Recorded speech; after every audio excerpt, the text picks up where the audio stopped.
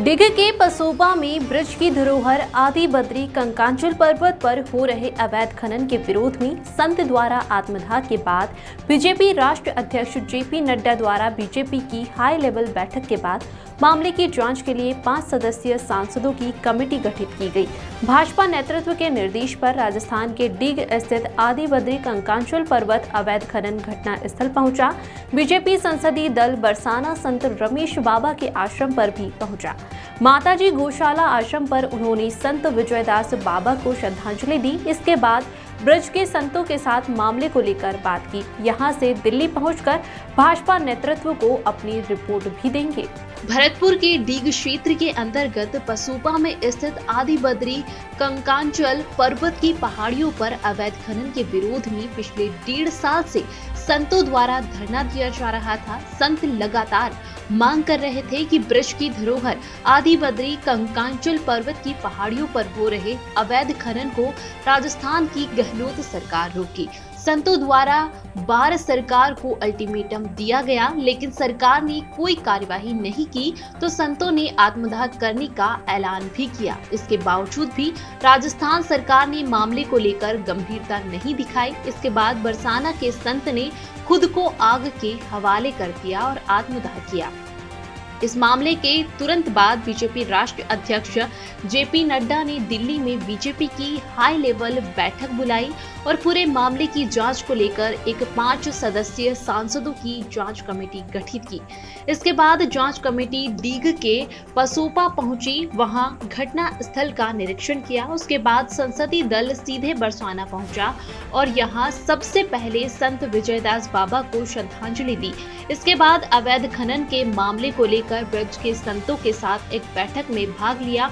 बैठक में संतों ने पूरे मामले की सीबीआई जांच की मांग की। संतों द्वारा सरकार को एक बार फिर चुनौती दी गई कि अगर 2 महीने में डिग के पसोपा स्थित आदि बद्री कंकांचल पर्वत की पहाड़ियों पर अवैध खनन नहीं रुका तो एक बड़ा आंदोलन फिर एक बार संतों द्वारा किया जाएगा। बीजेपी संसदीय दल का प्रतिनिधित्व कर रहे बीजेपी के राष्ट्रीय महामंत्री और राजस्थान बीजेपी प्रदेश अध्यक्ष अरुण सिंह ने राजस्थान की कांग्रेस सरकार पर जमकर निशाना साधा। कहा कि डीग क्षेत्र में हो रहे अवैध खनन में गहलोत सरकार का पूरा हाथ है। गहलोत सरकार की मंत्रियों की मिलीभगत से बड़े पैमाने पर यहाँ खनन हो रहा है।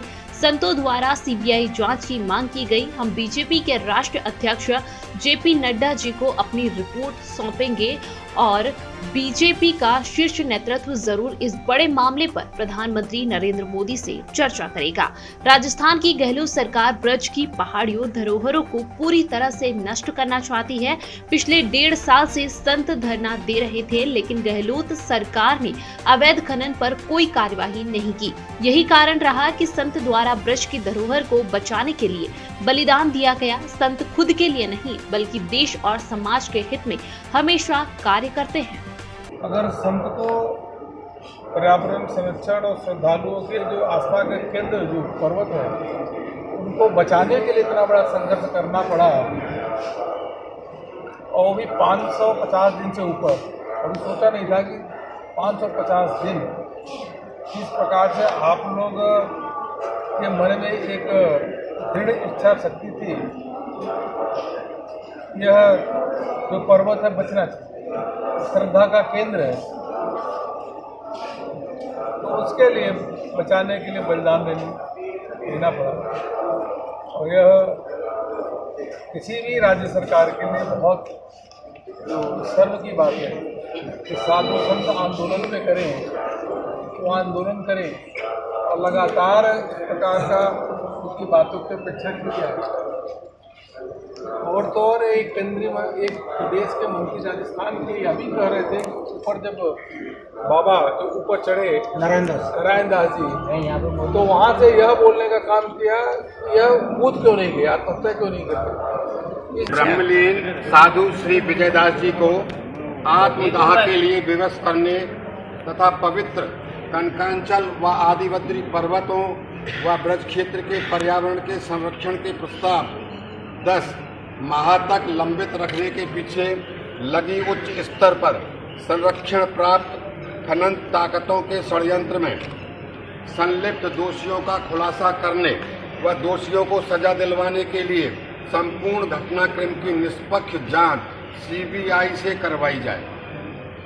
नंबर 2, नारायण दास बाबा एवं विजय दास बाबा पर अशोभनीय तरीके से दुर्भावना पूर्वक लगाई गई एफआईआर को तुरंत एक एफआईआर लगाकर बंद कर दिया जाए। तीसरी बात, दोनों पर्वतों को खनन मुक्त करने हेतु वहां पर लगे क्रैशर, मशीनरी आदि को अविलंब हटाया जाए एवं खननकर्ताओं की लीजों को निरस्त किया जाए। समस्त क्षेत्र को रक्षित वन घोषित करने की अधिसूचना जारी की जाए, क्योंकि उक्त खनन से साधु संतों एवं कृष्ण भक्तों व साथ ही ब्रज क्षेत्र के पर्यावरण को भारी क्षति पहुंच रही है। उक्त मांगे 60 दिवस में पूरी नहीं होने पर पुनः लोकतांत्रिक तरीके से शांतिपूर्ण आंदोलन प्रारंभ किया जाएगा। ऐसा है कि हमारी सरकार थी तो जो भी संज्ञान आया उसको तुरंत इस पर कंट्रोल करने का काम किया और तुरंत बंद कराने का काम किया। अभी कांग्रेस की जो सरकार है वहाँ पे, और एक संत 550 दिनों से वहाँ पे आंदोलन पर बैठे थे, विजय दास महाराज जी, उनके साथ कई संत थे और सरकार लगातार उनके मांगों की उपेक्षा कर रही थी। और वो कह क्या रहे थे, यही तो कह रहे थे कि जो हमारे कनकांचल पर्वत को बचाया जाए और आदि बद्री पर्वत को बचाया जाए, पर्यावरण के संरक्षण हो, इसके लिए वो सामाजिक कार्य के लिए वहाँ पर बैठे हुए थे। और लगातार अपमानित करना, प्रताड़ित करना संतों का वहाँ राजस्थान की सरकार कर रही थी। विवश होकर के आत्मदाह किया। वहाँ पे जाकर के हम देखें तो वहाँ पूरा का पूरा पर्वत ही साफ हो गया है। जो खनन का काम साल भर में होना चाहिए वो 3 महीने में ही, 4 महीने के अंदर खनन को काम पूरा कर दिया, पूरा पर्वत को ही साफ कर दिया। यह बहुत चिंता का विषय है कि किसी राज्य में जब संत अपने प्राणों की आहुति दे, बलिदान दे, उनकी मांग न पूरी की जाए, तो इससे बड़ा राजस्थान सरकार की शर्मनाक चीज़ क्या होगी। आज संतों और सभी संतों से बात हुई, सभी संतों का मानना यही है कि चूँकि सरकार के संरक्षण में, राजस्थान में गहलोत सरकार के संरक्षण में प्रशासनिक अधिकारियों से मिली भगत, जो माइनिंग मंत्री है उसके मिली भगत के कारण यह सब अवैध रूप से खनन हुआ है। और यह पूजनीय जो पर्वत है उनका धीरे धीरे करके वहाँ से उनके खनन का काम हुआ है। क्योंकि सरकार के संरक्षण में सब काम हुआ तो कभी भी किसी भी प्रकार की निष्पक्ष जांच उनसे संभव नहीं है। इसलिए सभी संतों की मांग है कि सीबीआई के माध्यम से इस जांच की इंक्वायरी होनी चाहिए। और जो स्वामी विजय दास जी जिन्हें जो बलिदान दिया है, वो दोषियों को छोड़ा नहीं जाए, चाहे वो मंत्री हो चाहे मुख्यमंत्री हो, सभी पे जो भी इसके लिए अगर दोषी हो तो उन पर कार्रवाई होनी चाहिए, निष्पक्ष जाँच होनी चाहिए, जिससे आगे कोई भी इस प्रकार का कार्य न कर पाए।